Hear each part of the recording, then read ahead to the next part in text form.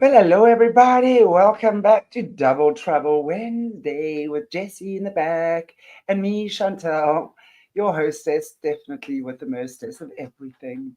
So I hope you guys are having a wonderful week. And yeah, isn't it hump day today? Don't they call Wednesday like hump day? That kind of hump, guys. Okay. But anyway, before Jessie gets on, let me just go through the schedule for the rest of the week. Of course, Jessie. Unfortunately, no Jamie J tomorrow. We were unable to record last night. So we're rescheduling our recording and I will let you guys know when she's back on again. And then, of course, on Friday, membership with Jessie, members only here on YouTube. And we're going to be looking at the Charlie Kirk scenario, fiasco, whatever is going on there. Jessie did some deep dives on her channel. So I'm going to be watching those completed and then we're going to be doing a discussion on that. So join us on Friday for that. And again, guys, check the schedule for the weekend. There's a few recordings that I'm doing and will be doing. And so they aren't always up on the schedule. But yeah. And for those of you, yes, my book. Yay! Adventures from the Ankara Field, that's out. Sorry, The Honeycomb Tale, Adventures from the Ankara Field. Yay, that's out and available on Amazon. And all you Frenchies, it's coming up in French as well. So we've definitely come on with dual language, and it's really cool. So check it out. Um, I'll be putting up more stuff on social media in the next few days. So yeah, hope you enjoy it. For those of you who already have received it, I know I've received quite a few emails from you who've already got it. So I hope you guys have loved it. I'd love to get your feedback on that. Yay! And without any further ado, ta-da, Jessie, how are you, madame? Doing well. Um, Hold on, I cannot. I have to quick respond to an emergency. Oh, Um, okay. Give me 1 second. All right. I We're just gonna have to deal with it. No, no Um, worries. yeah, so let's go ahead. We gotta start with this. Go ahead to the first slide. This series is very exciting, and I know before we start, we're gonna pray. And forgive me as I gather myself. I was getting nonstop texts at the moment. You're But welcome to take a breath and deal with whatever you need to for a minute or two. I know I yeah, had that the other day as well. I was all over the okay. place for a few minutes. Well, So give you're me welcome. just a moment that if you don't mind, I'm gonna quick just I Absolutely. don't know how to Absolutely. take my camera off on this. I can do that for you if you want me to. That'd be great. Yes, just give me like 5 seconds and I'll be right back. Perfect. Guys, you just got me for the next 5 seconds. But anyway, not that's not a bad thing. Oh, and by the way, we're doing for those of you, just I wanted to announce as well. After this, we of course today with Jesse's the Minnesota land grab, part two from what we were doing last week. Absolutely shocking, actually, how they screw us over, right? I mean, worldwide. I was listening to last week's show about the stamps and everything else, the charges, the fees we get charged, amounting into billions of dollars. And it's really just been stolen. And it's happening worldwide. So I really think it's an important show for everyone to get, as long as we can, you know what's happening, we can do something about it. That's the way I see it. And then, of course, show two, we're going to be talking about Hillary's frazzles. Now, I don't think we need to be going into too much detail about what that is, but I think we know. I think Jesse's going to be sharing more with us about Hillary, her experiences with Hillary in the system. Anyway, yeah, my book. It's the Ankara field. Basically, it's six stewards. Well, a couple. There's 4 bees. The bees, because the bees were the original frequency keepers of everything. When we talk about sound, frequency, and vibration, the bees were the first frequency holders that created the grids of the earth, basically. And that's why bees are so important, and honey. And if we look at everything in the world right now that is reversed, they've reversed it, the bee consciousness. It's become the reversed hive mind. So what this is all about is really flipping the hive mind, the dark nest, as I call it in the book, because the bees, of course, um, have got the honey and the hexagons filled with honey and God's manna, which is food for everyone. And of course, the dark nest is where the wasps and everything else is flipped it, and stolen light, the things we do here. And there are beautiful little stewards on the Ankara field, which is going to be Shankara and Solara. We are formed as human beings. We are shaped like the Ankh. So we are resonance forks. So when we tune our frequency, we fly or we spiral down. So it teaches us about resonance and frequency. And then, of course, we have the bees. We have Ka, the Khoisan elder, and Boys and the kangaroo, and 4 bees, Ariella the queen, Hummingbee, the singing bowl bee. Oh, it's lovely. And then Albert and Aurora, the amazing humans, and they have adventures, and they just turn things around from awful things to light by humming and just being in love. So I hope you enjoy that. Jessie, are you done? Thank you for your grace this morning, everyone.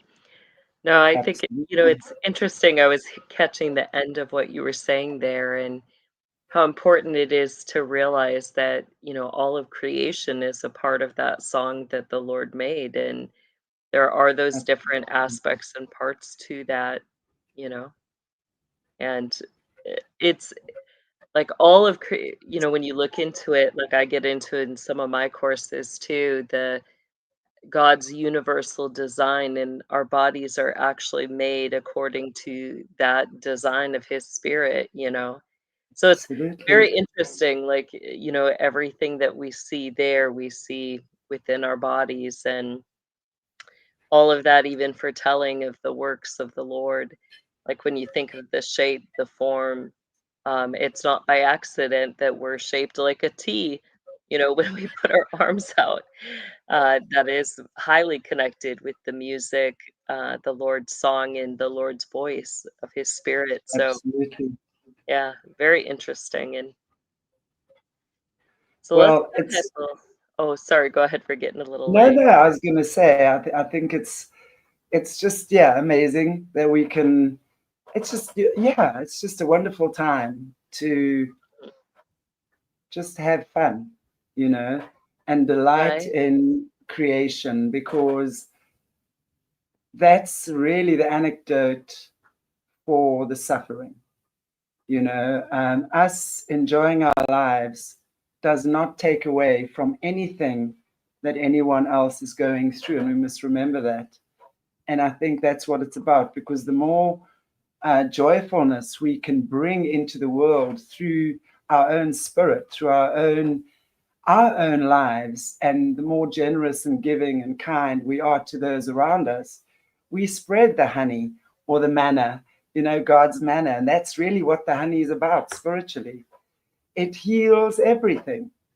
So just to be in that space of love is what we create rather than destroy. So I think it's through a lovely creative process that we're going to win over whatever the battles are we're currently facing.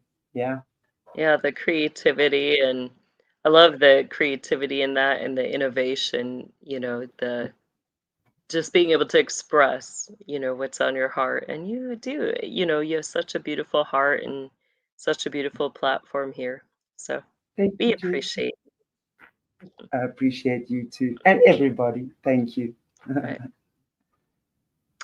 Well, let's go ahead. We'll pray for today. And Lord, we just come before you, Father. We thank you that you made us in your image. We thank you, Lord, that your light, your goodness, your love um, is the very depth of who we are. And so many of us have gone for so long without that, Lord. We search for that, we long for that. And not just to get a taste of it, we long for that depth of togetherness, community, and being able to give love, but also receive love. So, Father, we thank you for those reminders. We thank you for the reminders that we are all part of that song, that we each have a voice, and that that voice is powerful and it powerfully, um, makes the song that you are creating of there bringing it brings a fullness to your song, Lord. So we thank you for that. We thank you that we can experience that we can experience that togetherness, that community here.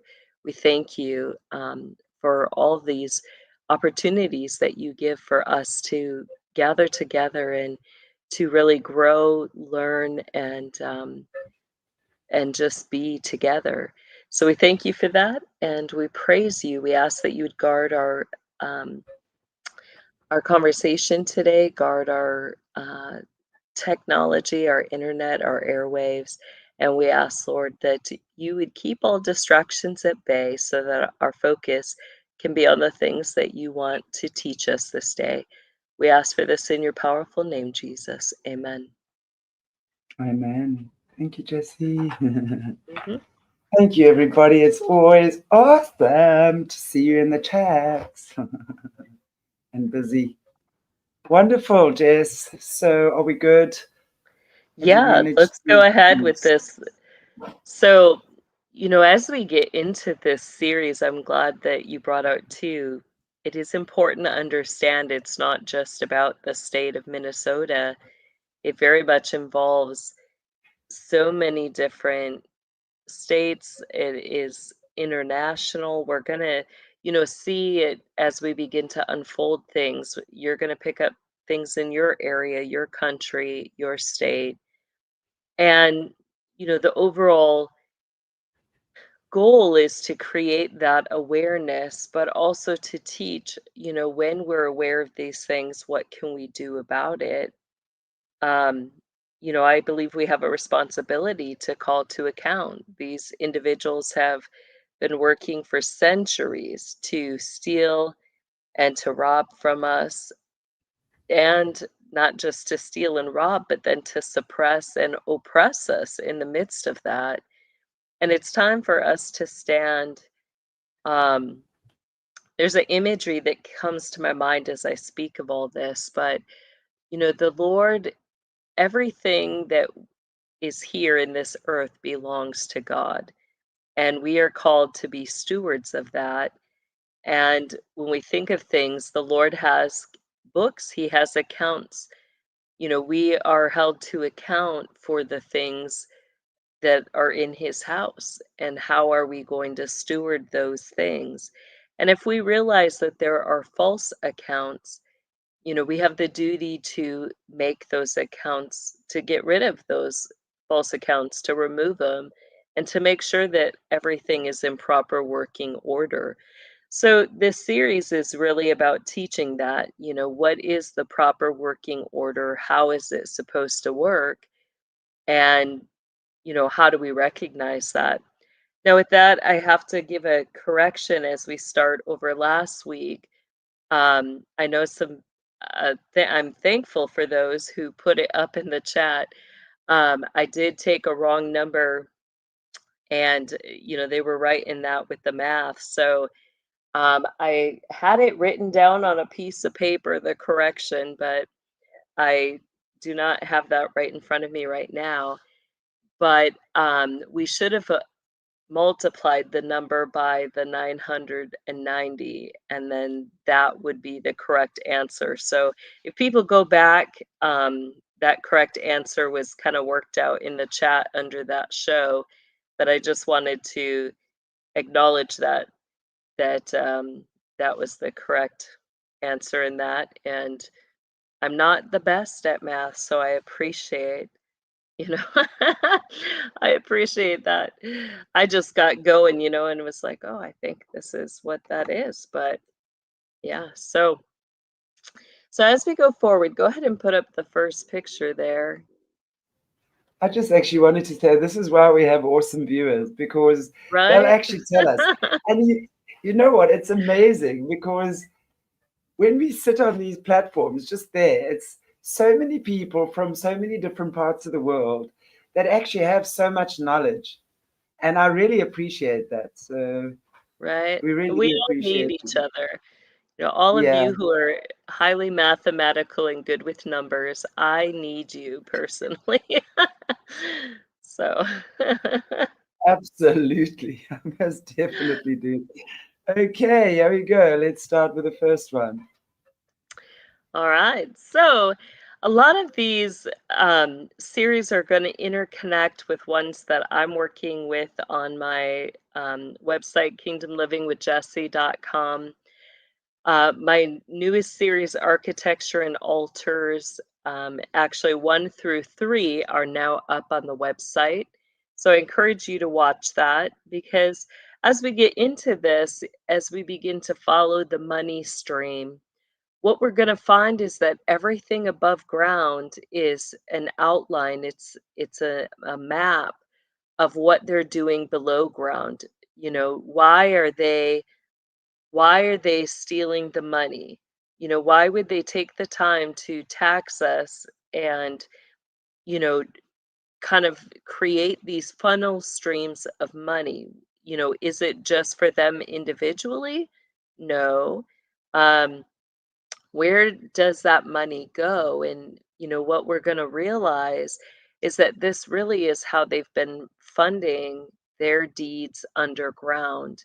Um, they're taxing us, oppressing us, making us pay for the things, their projects that they're doing underground. Um, and some of the stuff I've brought out is, the underground submarine lines. How do they get that money for their equipment? How do they build their big submarine hubs and bases? How do they continue to expand and grow? We're paying for their expansions and their continued infiltration worldwide. So it's not just here in America, it's, across nations. So, I encourage you, go to my website. Another vital series to watch is the Unveiling the System series, in that I really begin to break down the system itself, how it works, how it operates. So let's go ahead and get into this part 2 of the Minnesota land grab. And, this we're focusing here how the money flows, but in connection to the water rights. Um, you know, they really, this is a massive theft of rights from we the people. As we, go back to the first episode we did, we talked about, and even further, we did an episode on the fans and the windmills and the Austin, Minnesota area. What we have happening, is a connection between what they're doing underground and the energy companies, the power companies, that is going to cross over into your hydro companies, your dams, your reservoirs, your basins, all of the projects that they want to do in regards to water. And why? Because, for what they want to do, they have to have water. Um, Nuclear energy is something that is very much in the works for these individuals. I've testified, that in 1984, that was one of their weapons displays involve children and nuclear, the nuclear weaponization of children. Um, and, so this is going to get further into that and connect back to your energy and your power companies, not just electricity, but water, gas, and others as well. Let's go ahead to the next one. So the map there had shown some of your utility companies. So in our last episode, we began to talk about, what's called a plat, P-L-A-T, and this is an example, this picture is an example of a plat. We have the Breezy Bay plat, which you can look up online and you can see that and see the details of that. It's public record. And what they do for these plats is they basically are defining you. You have surveyors who are going to go out, they're going to physically look at the land, and they're going to mark out that land and the boundaries of that land. Are there trees on that land? Are there major waterway connections? Are there lakes? Are there streams? Um, are there rock formations? Um, you know, does are there things in that land that go underground? Um, so that's going to be the first step. And then, they're going to zone or decide, what are they going to do with that land? And, so they're going to have their different ways of identifying all that. And there's a process to this. Now, we talked about last time how the process used to just be that you had the surveyors, you had the patent office, and after, they surveyed the land, there would be a patent created, and then you could go stand in line at the patent office and you could get land. But now, they've created all these extra governmental, we'll call them agencies or organizations that are going to oversee and dictate, you know, what happens to the land. And, they're supposedly keeping it in trust for we the people. So, how does that look? As I understand that, let's just say you have the state of Minnesota there. So, Minnesota is broken into cities that are within counties, so county lines, and then those counties are broken down into lots or properties, um, and you have those who are going to oversee at different offices that we went over in the first show that are going to, record. They're going to keep track of things on deeds, and um, they're going to kind of have that governance, but they're going to tax you if you want to change that what they have on the record. Now you're going to pay every time that land changes hands, or you want to do something to that land, let's say build on it or transform it in any way that could impact the land itself or the water. They're now going to charge for that. And you have to get permissions to make changes to it. And all those changes, are going to be registered at these different offices.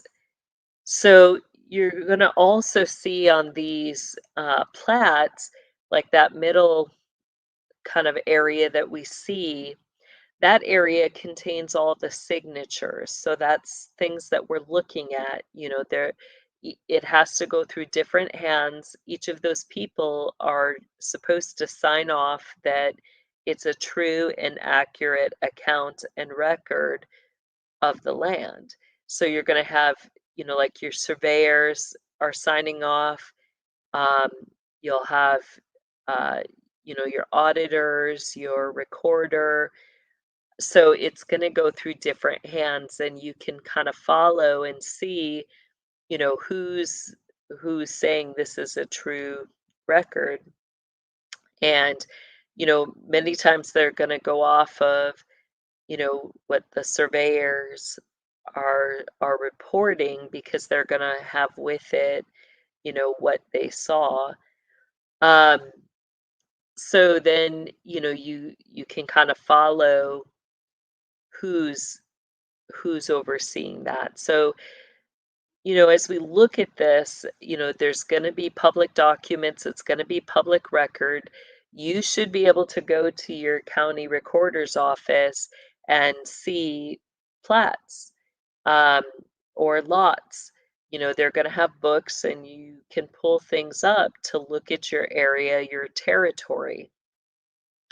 In land surveying, a plot is a legally approved, detailed, and scaled map or drawing of a tract of land that shows its boundaries, divisions, and features. This could include streets, lots, and easements.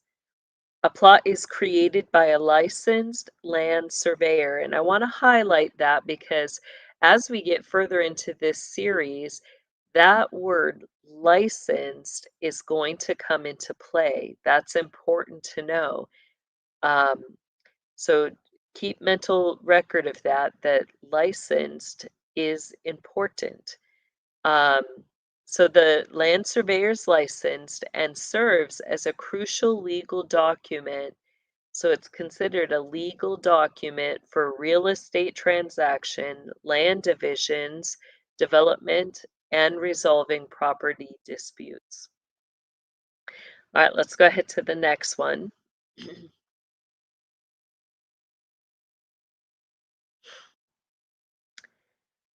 So elements of a plat map.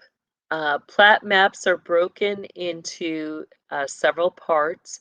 When you buy a house, you get a tax ID number and a description of a lot in a block, which is part of that plat. So, that's all going to come together with your tax ID number for that. In the case of a plat, this plat, it's called Breezy Bay. Um, the dedication clause, which you'll see uh, that term used. The dedication clause means the street became public, so it's open to anyone uh, to drive on it. So in this map, it's going to highlight if there's streets going across the land, um, and then they're going to have a dedication clause which tells you what is that street's purpose. You know, is it something that can, are there any boundaries on the use of that street? Who can use it? So all of those things are going to be defined on these maps by the signs, the symbols, the little images that they use, which we're going to look at.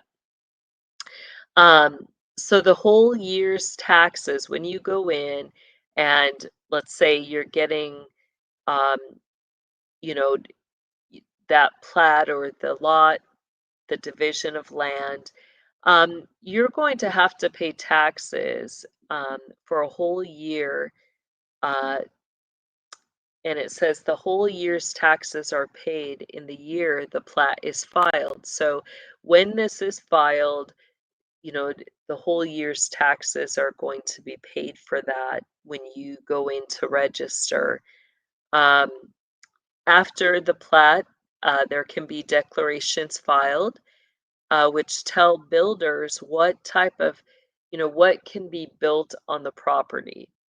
Um, if it's zoned for residential or business, what size houses, what size buildings can be put on that property, what size parking lots, all of that is going to be zoned and defined.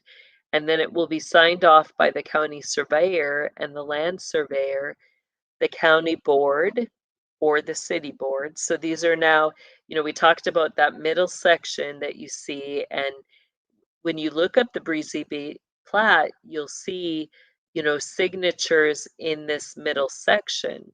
So whose signatures? You see um, the county surveyor, you also see the land surveyor, then you'll see on the plat either the county board or the city board member signing off.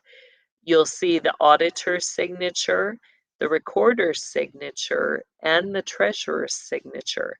So that's what you should see in this are those signatures.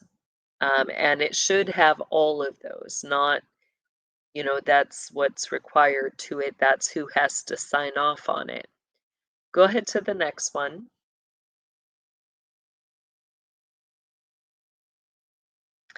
So what does a surveyor do? Land surveyors define statutes that they are operating under. What is a statute and how do we know who the surveyor is on the plat? Statutes are going to go back to your state laws. Um, your state will define, how things are going to work and operate together in that area. You can look up, your state, like for this, just say Minnesota, you could look up Minnesota state statutes and statutes will come up.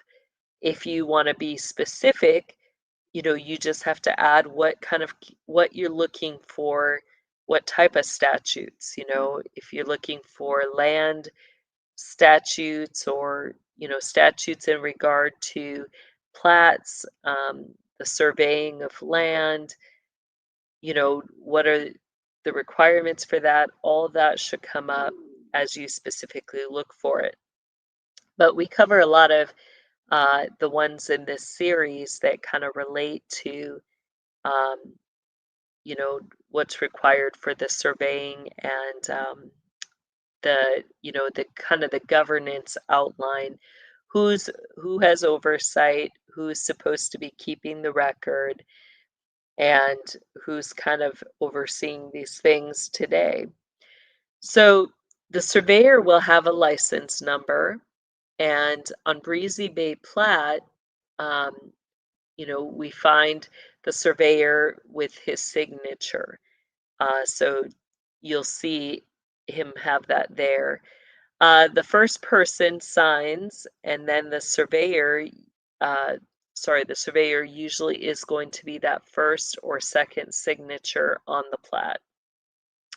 So they're one of the first people to sign on a plat because they're the ones, documenting, mapping what they're seeing, and then, they're basically drawing out what they see, defining it with different lines and details um, that all have meaning, and they're giving the lay of the land based on their actual observance of the land. So in the Breezy Bay map, the surveyor is identified in the middle of the document in that middle section there. A plat must have 4 signatures that sign off on it. So in that, the County Board of Commissioners, or we kind of went over this on the last slide, but you're going to have the land surveyor and the county surveyor, usually are first or second. Then you'll have the County Board of Commissioners and the City Board. You'll have the county auditor, the county recorder, who gives a number and a date and a time on the document. The surveyor knows all has, he knows all and how it's going to be defined. They're going to use a term with the surveyor. They call it the metes and bounds, METES, and bounds description of the land and the property. Metes and bounds means a boundary or a boundary stone. It was a term used in regard to measurement. If you've got a field, let's say everybody wants fields, but you've got this land that's adjoining, and one person saying, this is my side, the other saying, this is my side. how are they going to define that land? They would use boundary stones in the old days to begin to define where are the natural boundaries. Um, they could also use things like riverbeds and different, maybe trees, a row or line of trees. Um, but meets and bounds is what are the natural boundaries of the land. And your surveyor is going to understand every aspect of the boundaries descriptions because they're seeing it, uh, firsthand experience. Go ahead to the next one. So these are some examples. As we begin to look into this, it's important to start to understand how to read. How do the surveyors, mark the land? They do it by creating maps. Those maps are going to contain all these lines and symbols.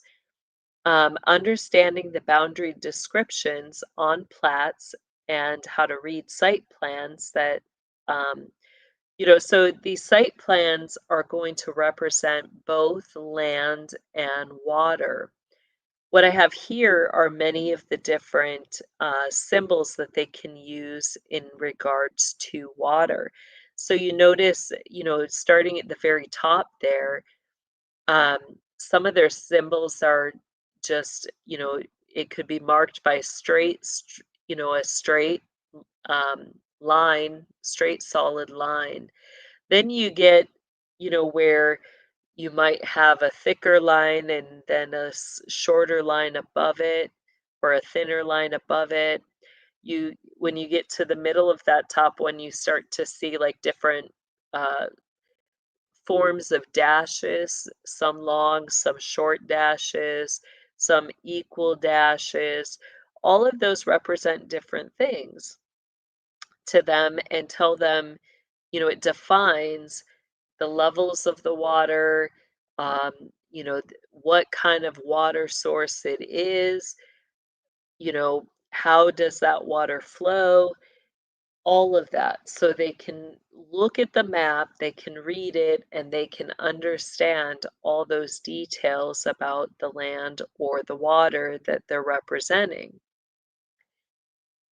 And so I encourage you guys, do some research, start looking up, maybe test out, figure out how you identify certain things on your property, um, and begin to understand how this is all operating.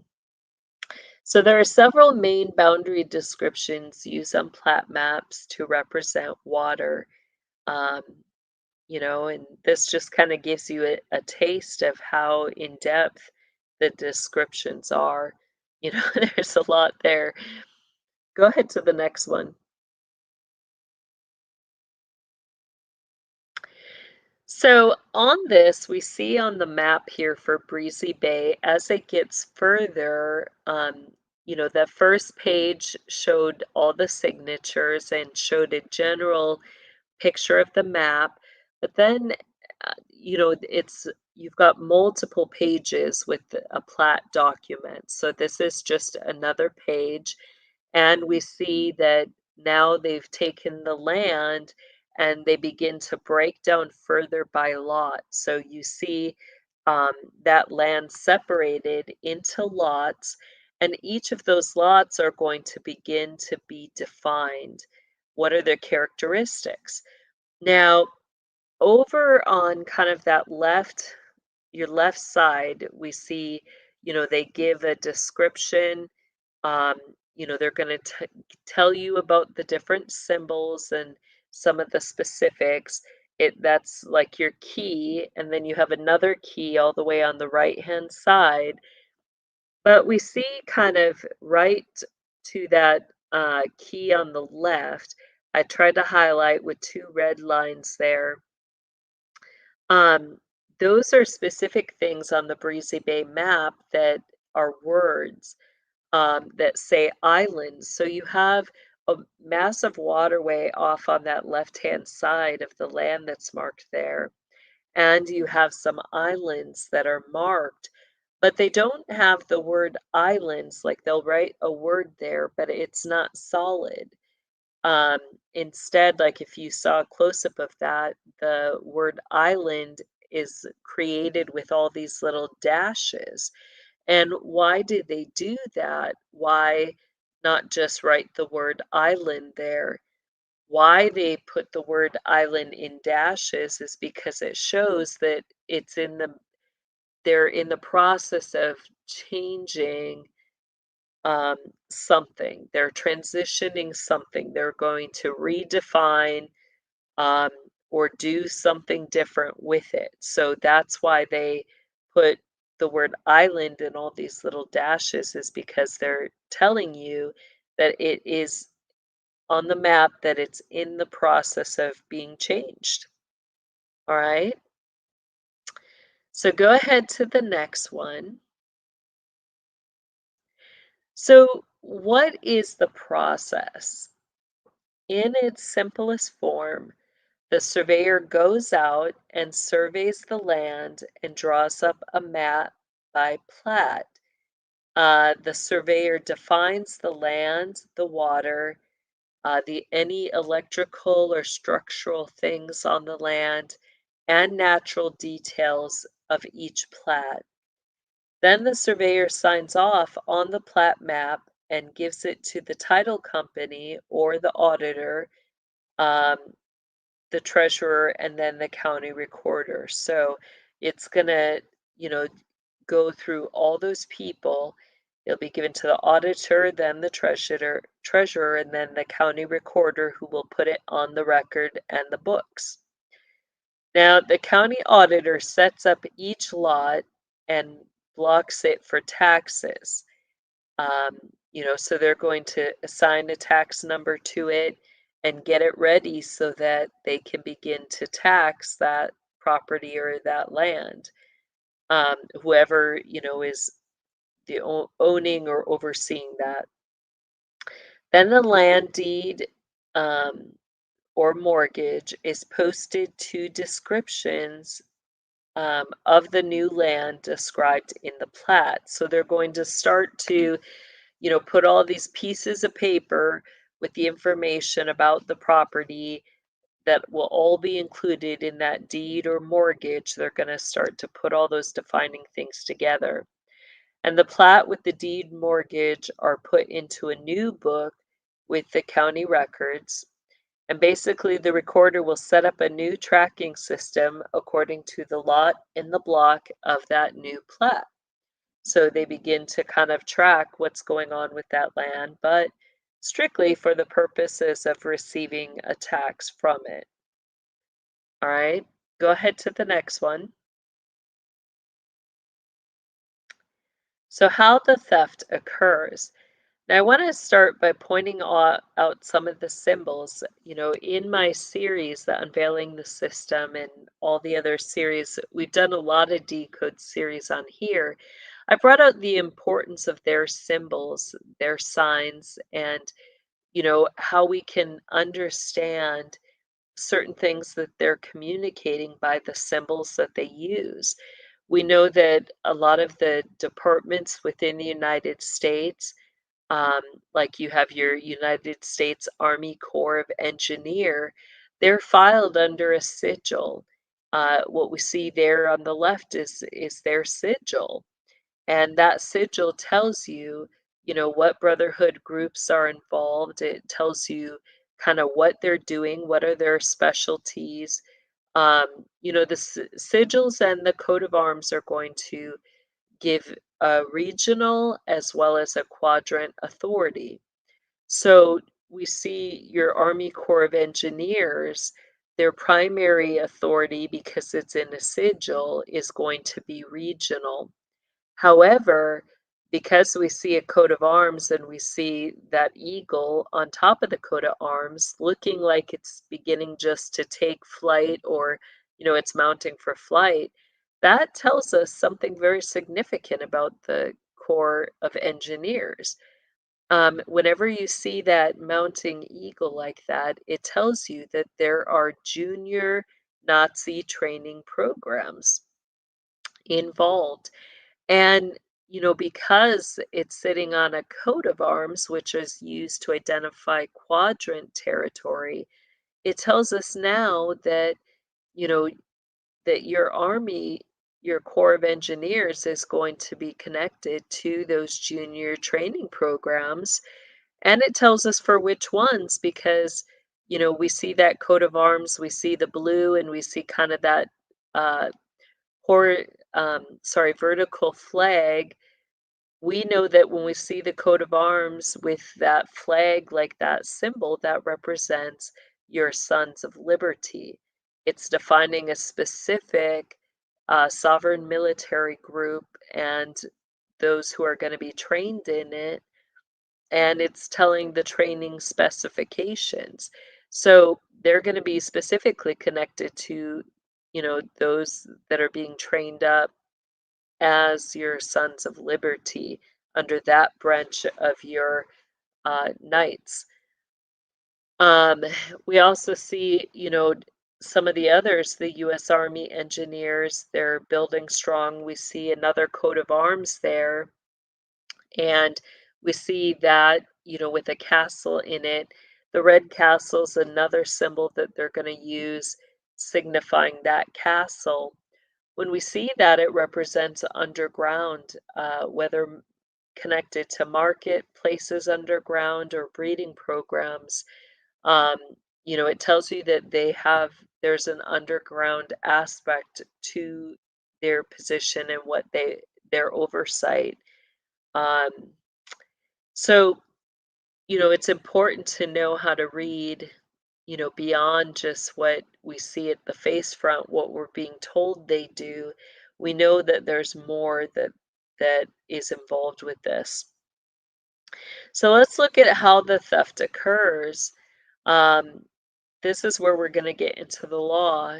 The Minnesota law, the 505.21 statute, um, you are supposed to have two surveyors. So it defines that, on those plats, you are supposed to have two surveyors who are signing off on that. One signing that I went, I looked, I mapped it out. Here's the map, and the other, in response, coming into agreement with that. One surveyor represents the county's interest. The other surveyor is going to represent the company or the landowner's interest. There are two overseeing agents in every state that oversee all water rights. So as you've got these surveyors coming, they're seeing that there's water on the land. Now you're going to have these two overseeing agents enter in if there's land on the property.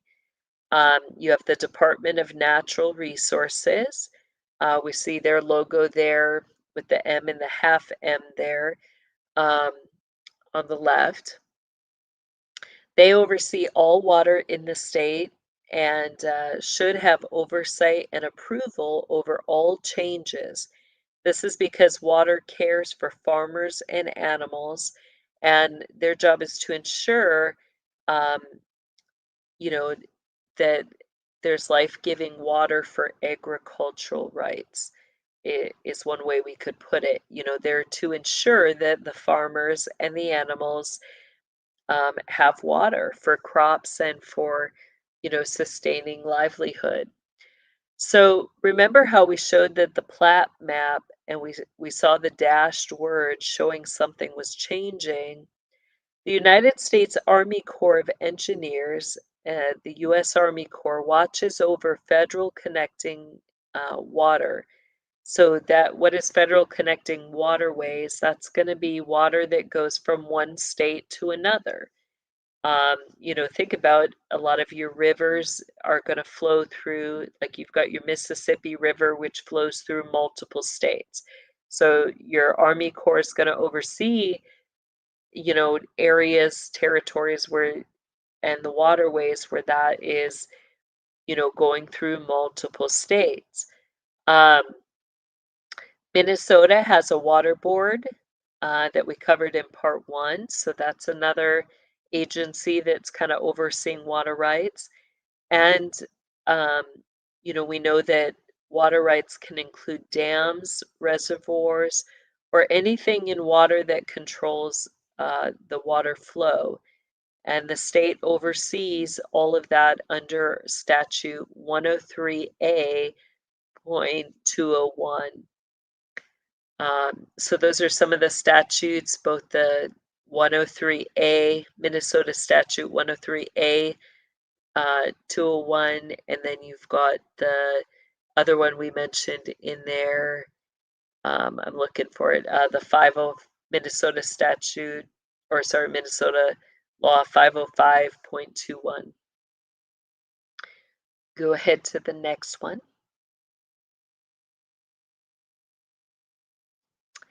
So definitions used to define water. In land surveying, you have natural bodies of water and you have man-made constructed bodies of water. Like your golf courses may have constructed areas where they're putting in waterways. Some of your military labs, some of our creeks, ponds, lakes, some of those are man-made, not natural to the area. So, it's important to know, was it natural or was it a constructed body of water? A reservoir is a constructed body of water. It can include dams across rivers or streams or areas. Reservoirs can also be areas to collect and store water for various purposes. Purposes for collecting and storing water can include water supply, irrigation, and hydroelectric power generation. A basin is a backflow reservoir. In this case, you have some of the waterways considered basins are specific backflow water areas that have been constructed um, around the Great Lakes that, like if there's flooding or the water levels are rising, the purpose of those basins is to prevent flooding over certain lands or certain areas. So basins are put in to kind of control um, any overflow that would come from massive bodies of water. On land plats, the different forms and lines will show, the elevation of the water. It will show if there's reservoirs. It will define if there's a basin there that's been put in. A definition refers to the process of clearly showing the boundaries of specific areas. This is where understanding the boundary description keys is important. Let's view that again. And do we have that slide on this one? There we go. So all of that we talked about, defining the basin overflows, defining if there's dams, defining the elevation of the water, defining the flow of the water, like down at the bottom there, that bottom on the right, but kind of look at the left to the left, we see, um, you know, we see some of the lines kind of curve where like you see almost like a pipe go up and then you see like a 90-degree curve. Um, on the very bottom, you see bottom right, you see that T-like symbol that represents that there's a cap. Then right above that, that symbol, that kind of goes horizontal and like a T, but then it's got lines through it, that represents there's a tree. Um, so you begin to get these symbols that define everything that's there, including, dams, reservoirs, the way the water flows. Go ahead. Did we have one more after this, or was this our last one? Yep. All right. So the theft works through regulatory policies. And let's look at Minnesota Statute 505.21. I give the website there where you can find that statute. And really, what that statute is, it's a regulatory policy, is to conserve the best interest of the people of the state.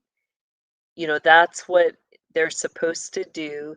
Those who oversee, who are involved in overseeing the water and you know, how the land around that water is controlled, whether it's used for development, whether it's used for residential, whether it's used for businesses.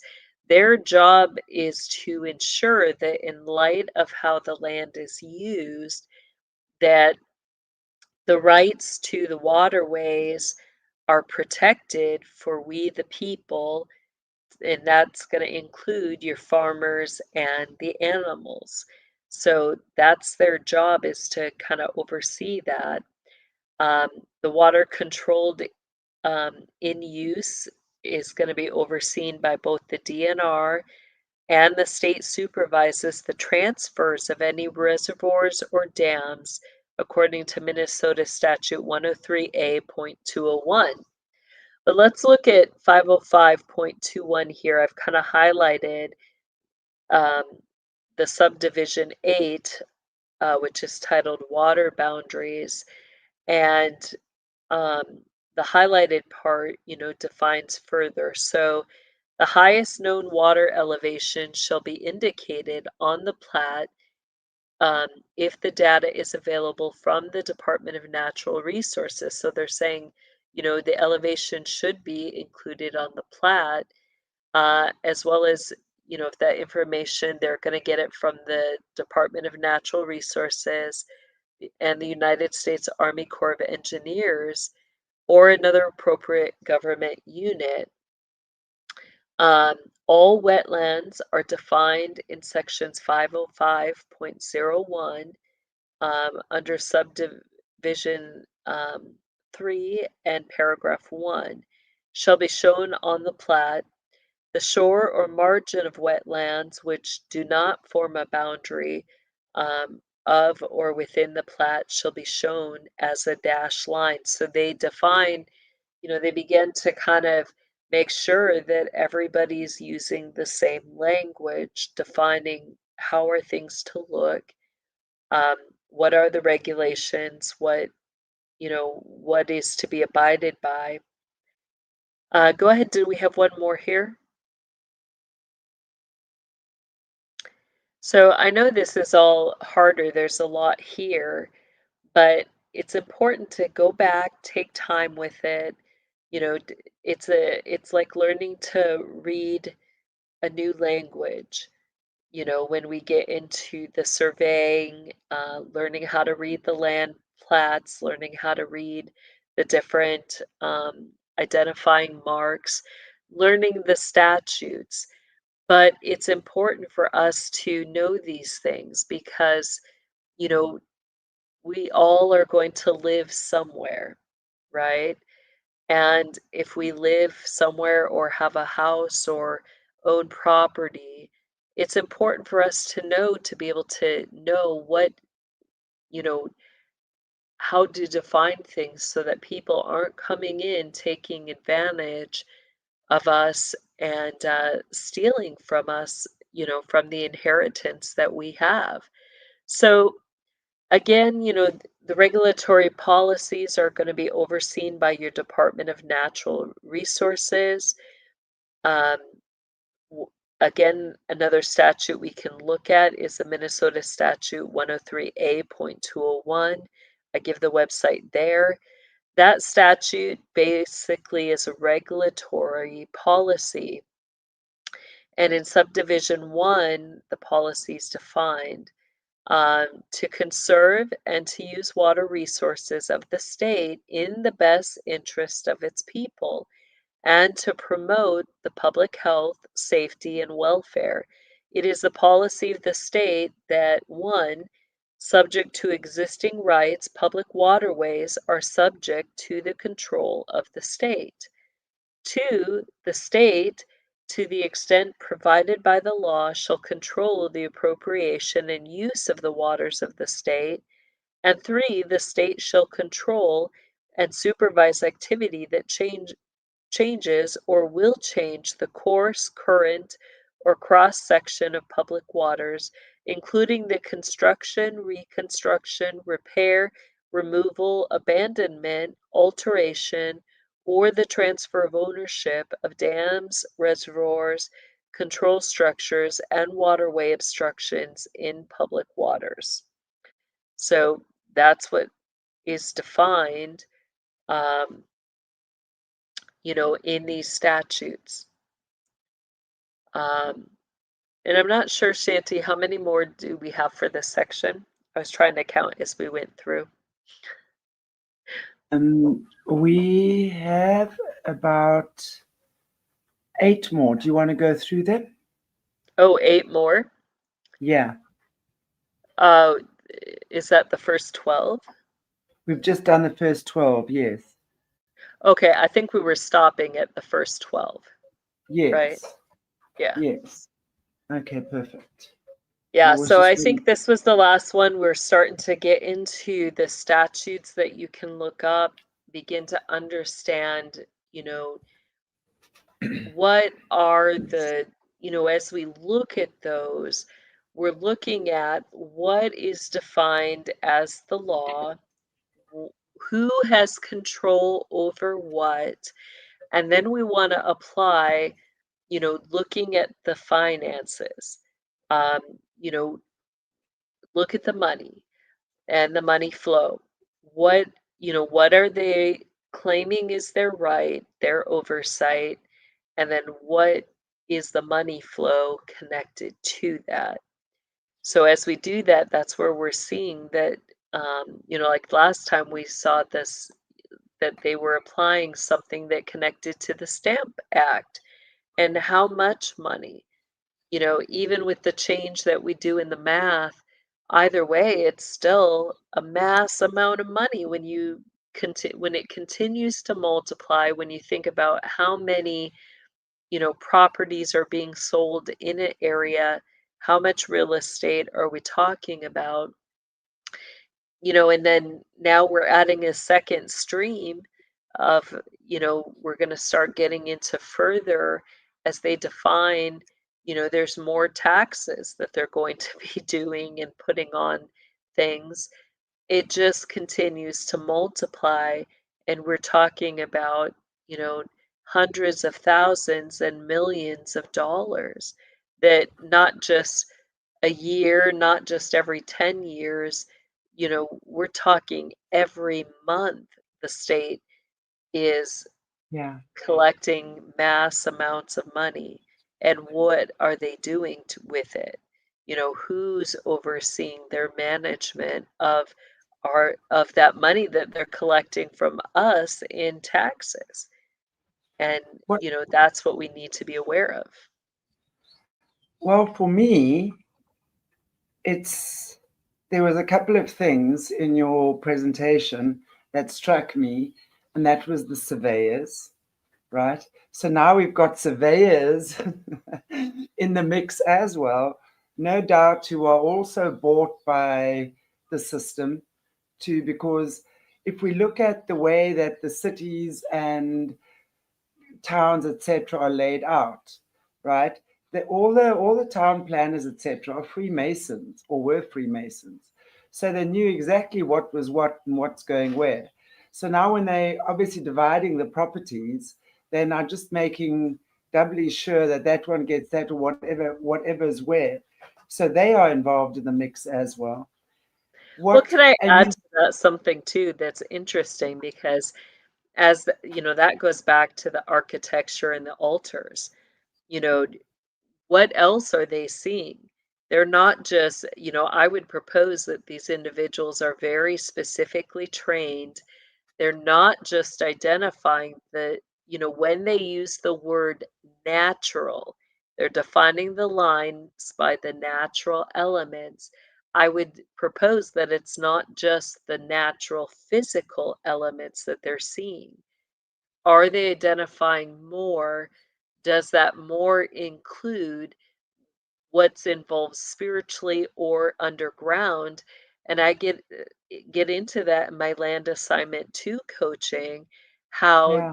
the above ground maps out what's below ground, No, even yeah, by, it is. churches, the way they lay out the cities, the churches, everything is according to their magic ley lines, their energy lines, Right. right? Exactly. So this gets Exactly. kind of deep into what they're all defining. They know exactly what's on that land, and they Exactly. know the Then land they're willing to give you for residential, and the land that they're not, they're gonna keep exactly. and put Exactly. military or a church there or, I saw a funny meme on Facebook the other day. It says, funny that if the government discovers gold or minerals on your property, they claim it. But if they discover drugs, it's not theirs. right? That's so true. But also, something you said in, sort of at the beginning, in 1984, with the kids' with the kids' weapons display, and you mentioned the links to energy companies.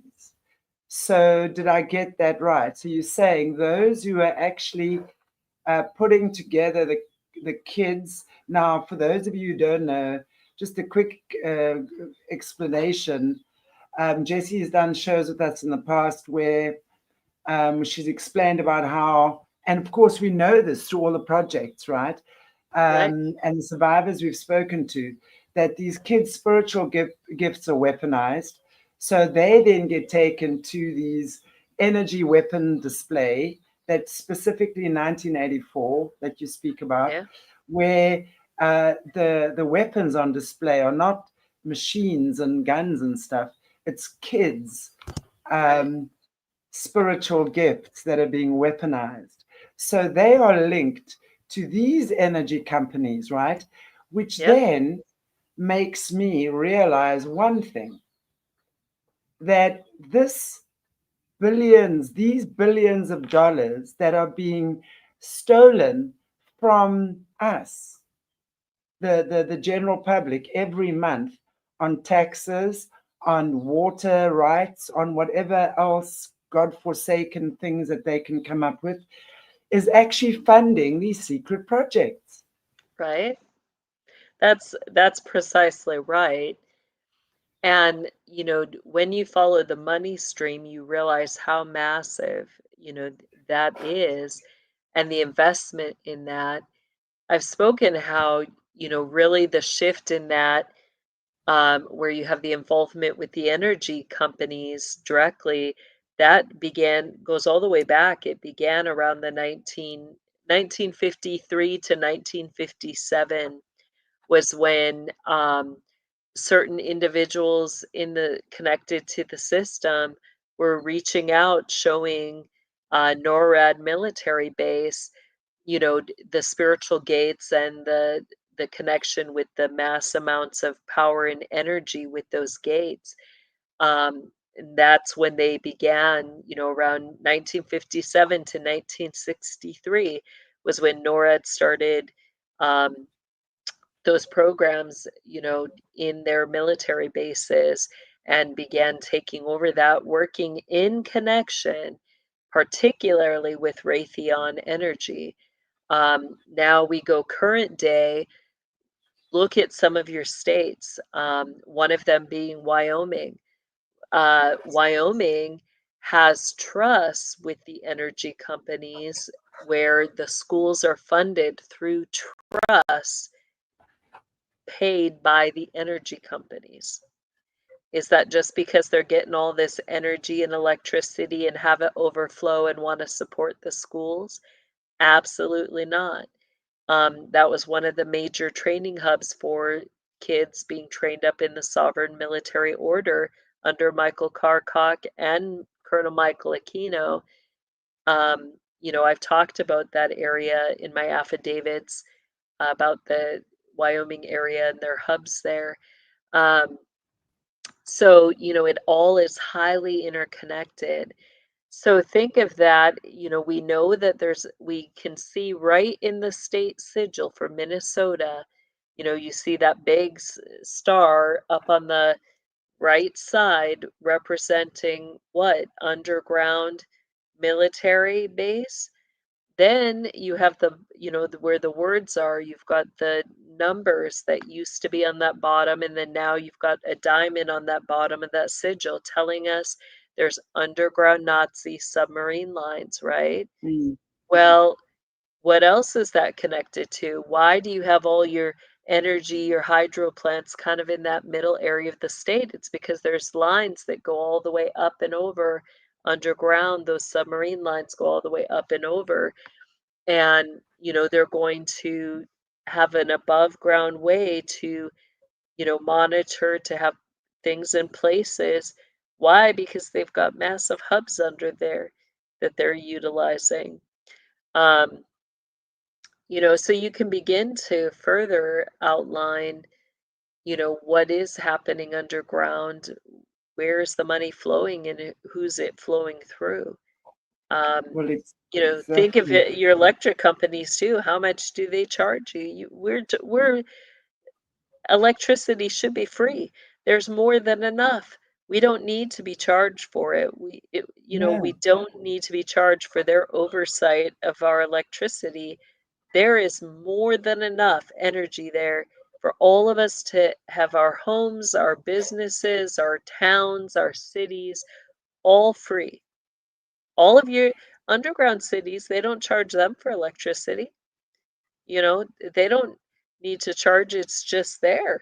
They have all the light they want. They have all the water they want down there. You know, why Well, it's why are we getting charged for it? well, I think we are funding it. That's exactly what my point is that We're funding this, their evil deeds. We're not yes. funding their electricity down there. They've Well, we're got funding universal supply. I'm saying that when we're wondering where the government gets the money to fund these despicable projects that they've been doing for decades now, this is where it's coming from us. It's coming from us. We Yeah, are indirectly funding these projects through them stealing from our taxes and stamps and everything else. This is where the money's coming from. And that is the most disgusting idea ever, that they are actually stealing from us to torture our kids. That's the right? reality of what I'm To seeing get here. access to the children.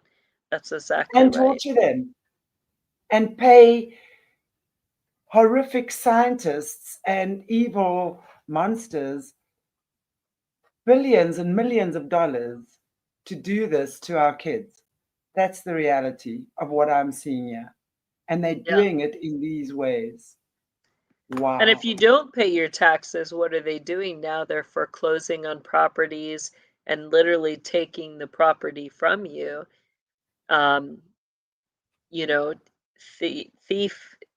thieving at a new level.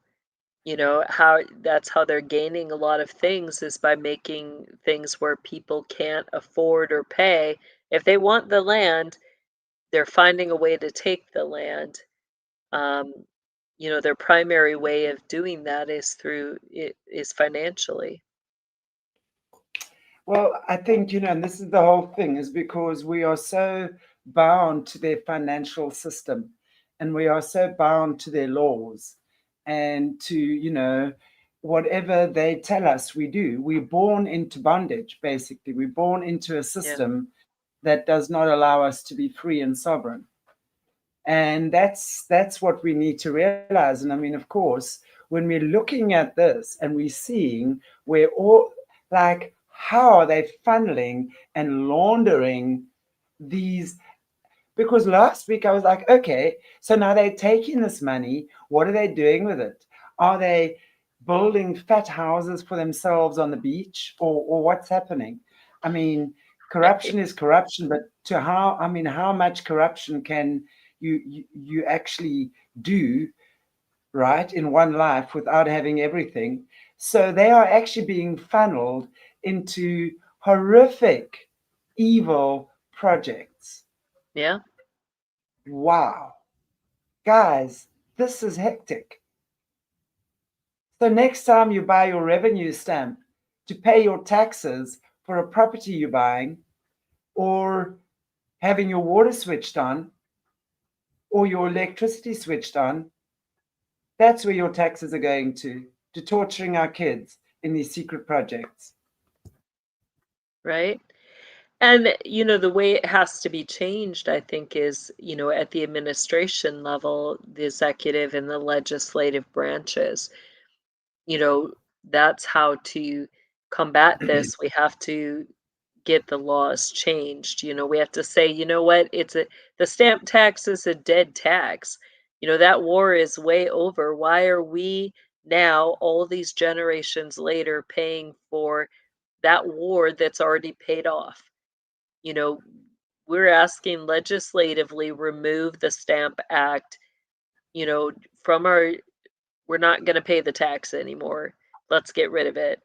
And, we need to start demanding our legislators make those laws so that we're not bound by the state level to those laws. But we should also start demanding what is happening with that money. So these taxes, so Right? where are our taxes? Because at the end of the day, the government works for us. We have to remember that. But that's the illusion. That's the BS we've been fed into believing the government and the police force and everyone, all the civil servants, they work for us. That's Yeah. rubbish. We Which know this that gets into this gets into an important challenge that on Telegram, uh, under the podcast that I'm on there, Truth Punisher, we just put out last night because, when we get to the children, we have, you know, information now about something that is happening to children, particularly in the state of Wyoming. I encourage you to go to timothycharleshomeseth.com, and you'll see the articles he has up for that child and the things that are happening. And a challenge went out last night on that, stay tuned, watch my Twitter. We're going to put out for signatures, and, it's time that we hold the state of Wyoming accountable for what's happening to the kids in that state. And it's going to take all of us. And I would love, to have this platform, all of you join in on that. We are going to petition the state and different officials in that, as well as those who are in charge of, ensuring that children are able to report about the crimes happening to them, as well as um, receive due process in their reporting. We're going to hold them to account. So be watching Twitter for that, and you'll see the videos. There's information about that child that you can view on there. And really, there needs to be a lot of prayer right now because, it's not just something, that happened in the past just to me as a kid. The truth is that the horrific things we're talking about, the horrific things we're going to get into with Hillary um, later today in our next show, these things are happening now. There are child witnesses who have come forward testifying that these things are still happening, that it happened to them, that they detail what was their experience. And, we need to be quick to hear what our kids are saying, and we need to be those that are going to stand with them and fight with them, that they are heard, that they do receive their rights to to report criminal activity, and they receive due process in that. indeed. And that should be every state's goal. You know, if they ensure the rights for the farmers and the animals, should we not also, above all things, ensure the rights of our children? They have the right to be heard. They have the right to tell about what is happening to them. They have the right to call people committing criminal activity to account. There should be nothing more important to us than the voices of our children. Exactly. Yeah. Okay, wow. Interesting again. We will continue this conversation again next week, guys. Got a few extra slides and things to go through. But part 2, we're going to be doing where Jessie's going to be talking and highlighting and diving deeper into HRC, Hillary Rodham Clinton. Which one, you ask? I mean, they're not even ashamed or embarrassed. Oh no, yeah, the fakers are bad. They're like, Hillary would never let herself go. She spent over $2,000 on a pair of yoga pants. She's not going to let herself go. I mean, some of them, she and Bill are like, he's like that much taller than her. Others not so much.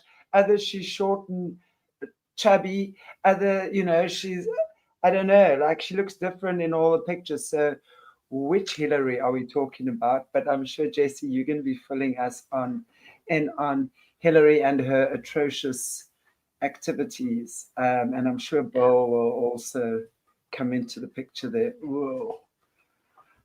Will you close for us in prayer, please? Yeah. Heavenly Father, again, we thank you for this time together. We ask that you would bless us as we go about our day, and we ask that you would prepare our hearts for the next show. We know it's going to be a heavier one. All this information is so heavy at times, and it can feel, like we don't know the way to go. We don't know necessarily how to approach the problems that we see. But we thank you that all wisdom is yours, all insight, all understanding, all knowledge. And we thank you that you are faithful to guide, to direct, um, and so intimately, Lord, we ask that you would open our ears, that we would hear your voice, that we would know the way that we are to go. And we thank you that you are a God who is near and close to us. We ask that you would carry the burdens for us, that you would let this be all of our learning be something that is easy and light. Um, and we ask for that in your powerful name, Jesus. Amen. Amen. Thank you, Jessie. Thank you. Great show. Always so informative. And thank you, everybody, for joining us. You all know how much we love you and for being in the chats. Bye-bye, Mama. And we'll see you back in just over half an hour for Hillary's Brazzles. And in the meantime, stay cool, stay calm, and just, see you later.